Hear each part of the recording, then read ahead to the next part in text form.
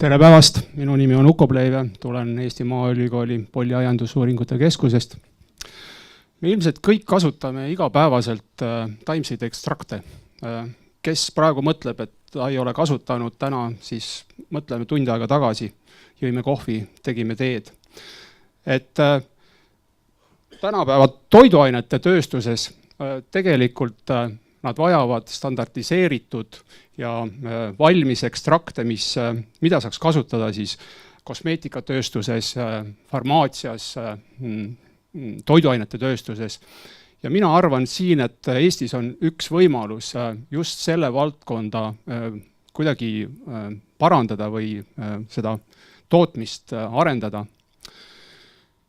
Polliaiandusuuringute Keskuses on väike mikrolabor, kus me saame teha selliseid katseid, ka pilootseid katseid superkriitilise ekstraktoriga.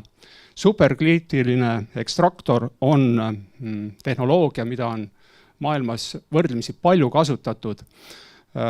See on madala temperatuuril, kuid võrdlemisi sellisel kõrgel rõhul toimiv. Ja me saame teha väga palju erinevaid materjale. Ettevõtjatele me saame pakkuda just tooraine analüüse sellises pilootses mahus. Me saame ka seda tehnoloogiat vahendada ja selgitada.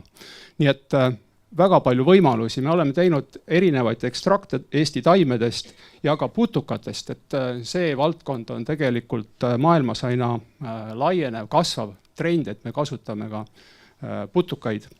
Nii et ma arvan, et Eestis on päris palju perspektiive, tooraine parem väärindamine, vähem jääke, kõrgema lisandväärtusega tooted ja võib-olla põllumehele on see, et nad saavad kasvatada põllukultuure, mida me varem ei ole teinud. Nii et minu poolt head koostööd ja näeme Pollis. Aitäh!